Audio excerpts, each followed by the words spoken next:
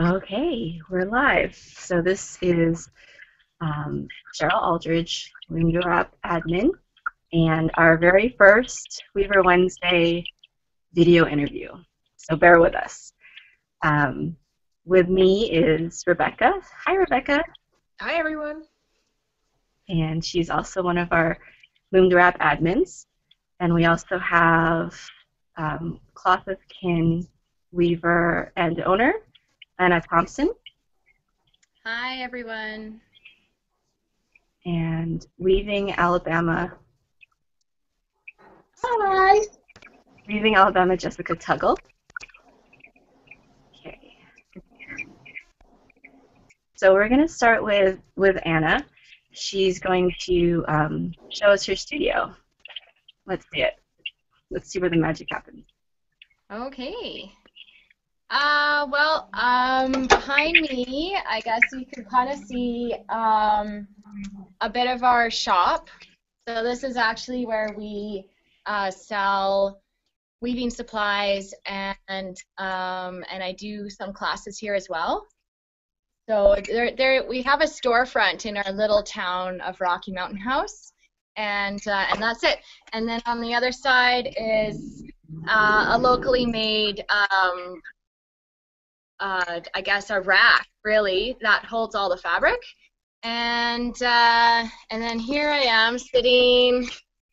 There's some more of the studio there, but I'm sitting at a loom here, and this loom is part of our store, really, and it's just got fabric draped over it. And Paula McDougall, she's been working on this here. There's a little bit. This is a Italian scarf set, so you can kind of see the Italian flag there.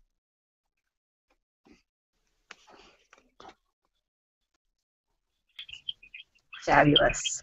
Did you want to see more? There is more. There's the working studio as well, but if you want to see that in a little bit, I'll show you that in a few minutes.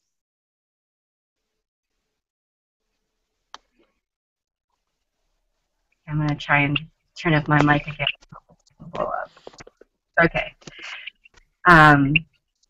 So one of the fun things about this being our first interview is that I've actually had 2 Cloth of Kin customs. So I've worked with Anna. My first custom was in March of last year, and we just finished another one. If you can see behind me, I probably shouldn't point out my mess, but we have my first custom, Sisters of Mirai, and this is Pretty Prism laid out over here. And because I own a couple Cloth of Kins, when people ask for very affordable plain weaves, I usually name your company. I noticed that you guys are branching out to other structures. How does that generally happen? Like you have like a towel twill or something coming out now? Yeah, there's a new structure, and we call it towel twill because it doesn't have an official name that I can find. It's sort of a crepe weave, actually, but the word crepe is a little misleading because it's actually thicker than our plain weave. So yeah, we're branching out into other structures. We've been doing other structures for a while, like what's on the Italian scarf on the loom is a twill. But we just haven't offered them in custom work because we haven't been able to incorporate that many options yet, but we're starting to get there, so that's exciting with the towel twill.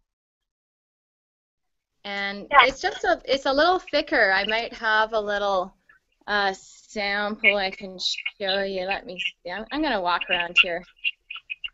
And oh, there's one. All right. There's a stack that's about to go on Etsy. So this is the towel twill here. It's just a little bit thicker. So there we go. Oh, I see. Yeah. Yeah.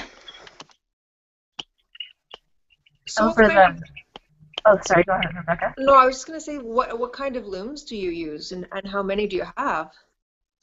Okay, well, that's a good question. I've got, I don't know how this is going to work with me moving around, but I'm standing right here beside my student loom. So the student loom was set up, I don't know, a couple weeks ago by a student. And then over here, I've got another student working away on a project. So we do take students here. This is the loom I was just sitting on. It's a jack loom. And then over here, I'll just walk you past. This is my little design counter. So if you're getting dots of yarn, you're going to be seeing something like this with all of your yarn laid out. And there's all the packages that are sitting at this loom going out to homes. Here's a little jack loom, and a bunch of spinning supplies. And here's, this is Sarah's loom. It's a nice little fanny. It's getting set up for the next project. There's our really awesome color gamp. So if you want to see how 2 different colors work together, it's 80 colors woven with each other. And I'm going to sneak over, and Marilyn's going to be mad at me, but this is the other loom. Yep, where's the loom? There it is. And it's just getting set up. Actually, I'll give you a little sneak peek here. Nobody's seen this yet. There's the warp right there. Can you see that? All right, and here's a couple looms that are sold recently. There's one, there's another one, and then we'll just keep, oh, this is my yarn wall for my studio, so the yarn that I don't sell, that we just kind of play with, is over there. And there's another yarn thing, and these are the last of them back here. This loom is the one I'm working on right now, and it's got a brand new warp. Actually, no one's really seen this one either. And let's see. There we go. You can kind of see that, hey? And here's the last one. And it's kind of got something I'm just testing out, which is this sort of a shawl thing. So I don't know how many is that. I lose track. I lost track too. Yeah. So that's sort of my collection, and I've always been a loom collector. I've always had about, I don't know, 6 to 10 looms just floating around, and I fix them up and make sure they work good, and then I tend to just resell them to my students that I've just finished teaching how to weave. So. And whereabouts are you again? Rocky Mountain House, which is a small town in Alberta, Canada. Mm-hmm. Gotcha. Yeah. So how long have you had that space, and how long have you been, well, you started out as Solstice Studio, now you're Cloth of Kin. How long have you had this business? So Solstice Studios started out as a farm, actually. I was raising animals, and I lived out in the country.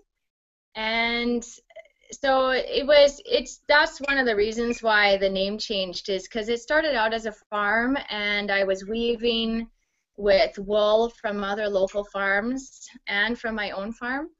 And then I moved into town and set up my studio in the same building that I'm in right now, but it was upstairs. It was a small little office.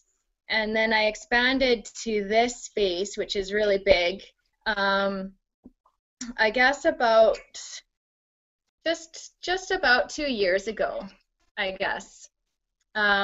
And slowly we've been taking more space, like it's divided into a couple rooms, and so we just keep on. I kind of have a loom buying addiction, and so I keep on buying more looms and needing more space. That seems like a common thread amongst weavers. Yeah.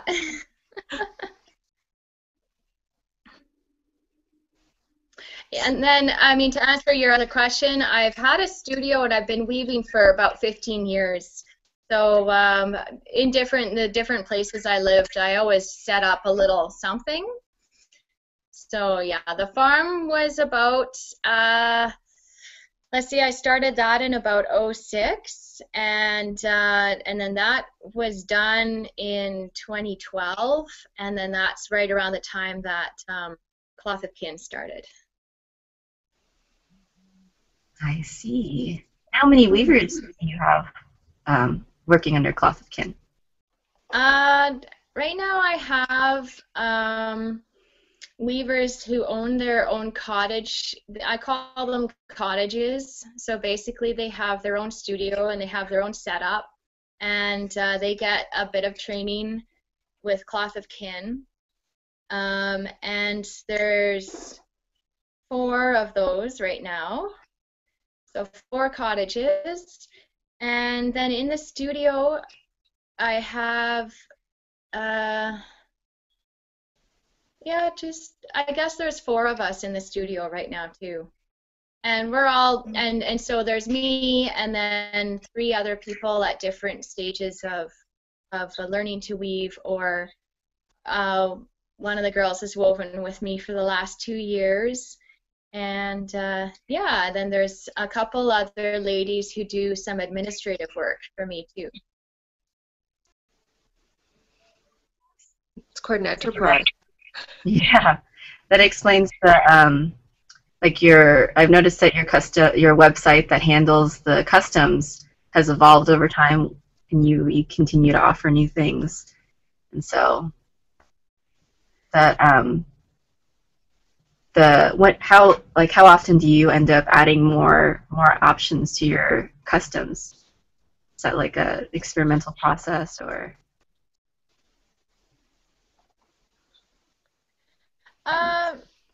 I guess it depends who wants to be weaving at the time. So, so right now there's a girl who's starting weaving.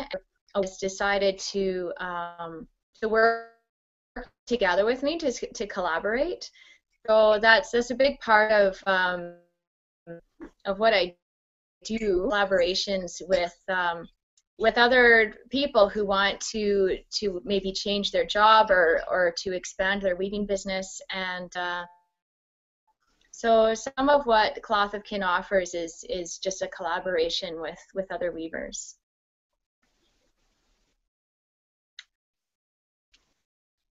And I guess some of it too is just my own curiosity. I'm always learning new structures. I'm always interested in finding new structures, new ways of expressing colors, new ways of telling stories too in the fabric. So I have just an ongoing curiosity and desire to learn. So you know, as that grows, I don't have a lot of time for just playing around, but I still set aside a bit of time just and keep that active in my life too.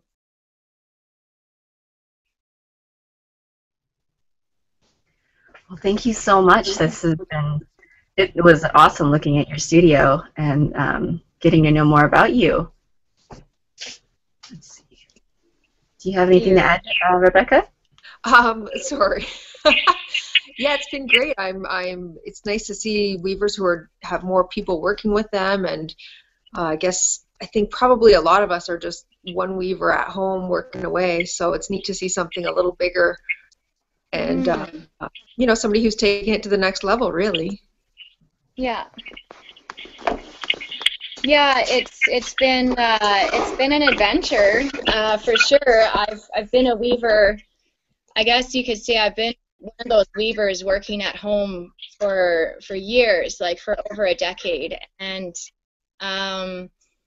so it's been a process for sure. And one of the things that inspired me to make it into a business was that I had to go back to work full time after my third son was born, and I found working full time at a sort of traditional job. I worked for the government, and it just didn't leave me much time with my family. So being self-employed was really important if I wanted to have that available, to have the flexibility, to take my kids to activities, to to take a couple hours during the day and go skating with them, which is what I did yesterday.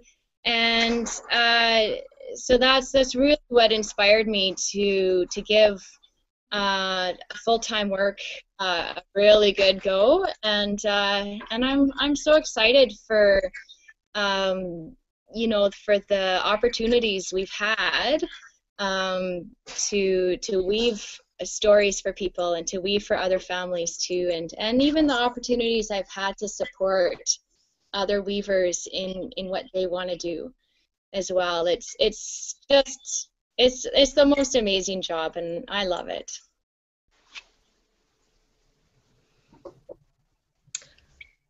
I'm impressed that you have so many people that can weave for you in such a small town. I mean, I'm not sure how big it is there, but you said it was fairly small. It's impressive. There seems to be a lot of weavers in Alberta. Yeah, there does seem to be a lot of weavers in Alberta, and I know, I mean, I learned to weave at the Edmonton Weavers Guild, and so there has been an active Weavers Guild in the province for a long time. And in Rocky itself, when we started to do a retail store, we found that the people in Rocky weren't really interested in buying, high-end hand garments. They were more interested in learning how to weave themselves. So that was kind of a little bit of a surprise. But I thought, well, if people want to learn to weave, then let's do that. I really enjoy teaching people how to weave and teaching classes. So a lot of the weavers that have started to work for me have been my students at some point or another. That's really interesting. Yeah.